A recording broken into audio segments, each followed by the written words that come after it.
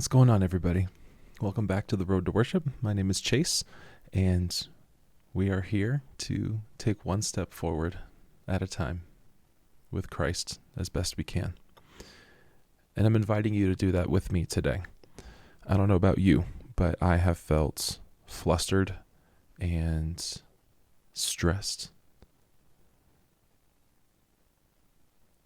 and a little pinch of hopelessness at some points in the last month or so. And I know I'm not the only one who feels those things. That's a very human thing to experience. We don't know what our future holds. We don't know where the road will lead us, but we do know we have a God who can lead us there.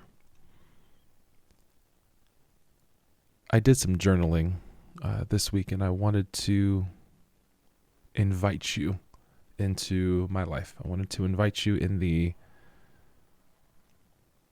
processing of the fear and the stress and the panic and the hope as well, as you process these emotions and as you be real and candid with yourself. If this resonates with you, let me know. I think it will. This is realignment, becoming a catalyst for advancement. I've been flustered this past 30 days. Every task feels 5 times more urgent and even harder to complete than they really are.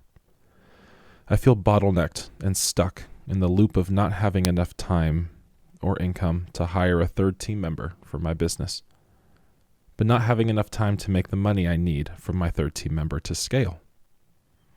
I've been living in that cycle for a few months at this point.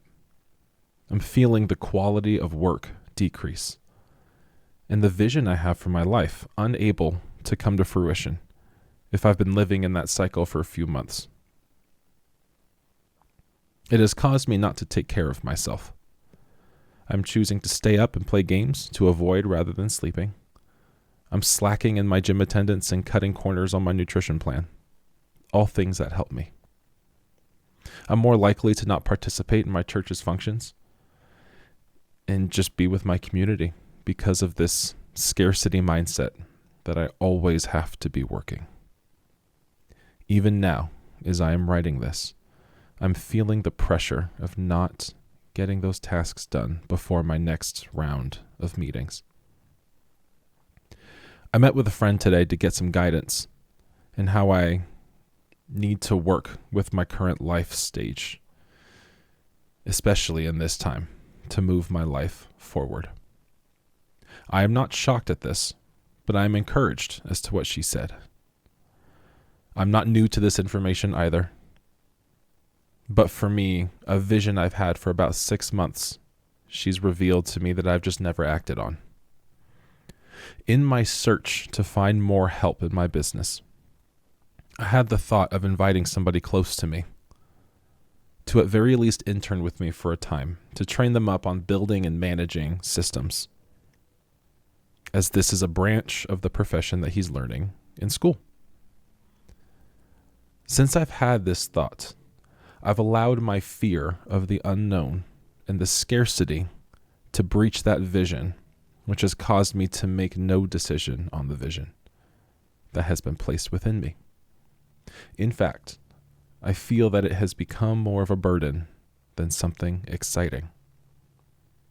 I didn't start my business in the mindset of scarcity, but the fear came while building it.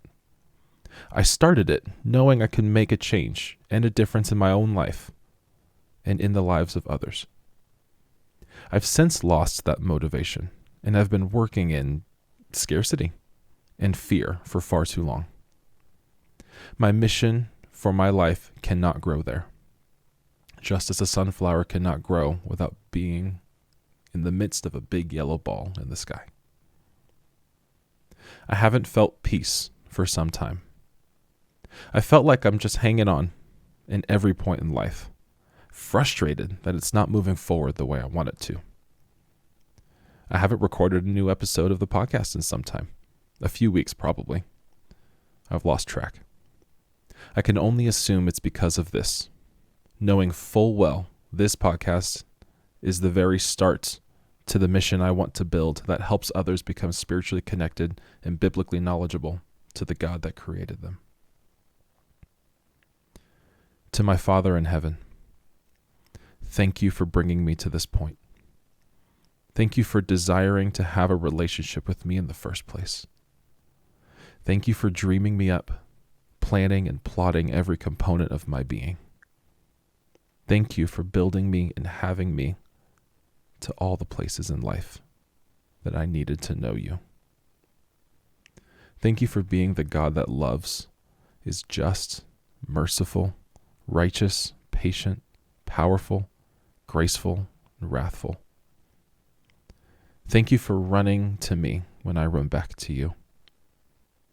Thank you for forgiving me when I choose anything but you for my own gain.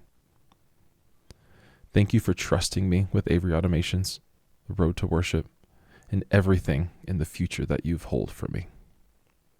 Father, I surrender my expectations to you. I surrender my business's success and its failings. I surrender my shortcomings and my victories. I surrender the new clients who trust me with their livelihood.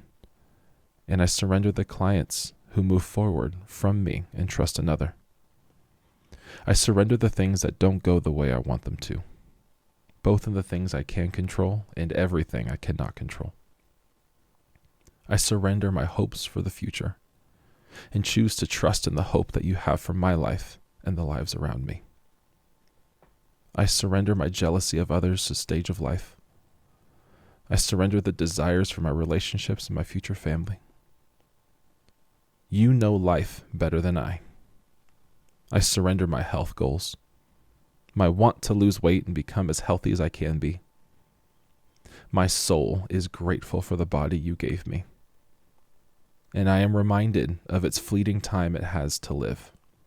It's not everything, but it is important. I have my plans for my life. You ask of us to create them and center them around your will, and you promise prosperity with a hopeful future.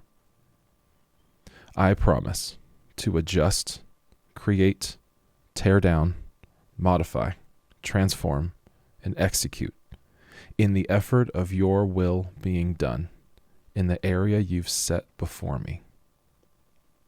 Thank you for giving me something to live for that will never die. Thank you for hope. Your son, Chase.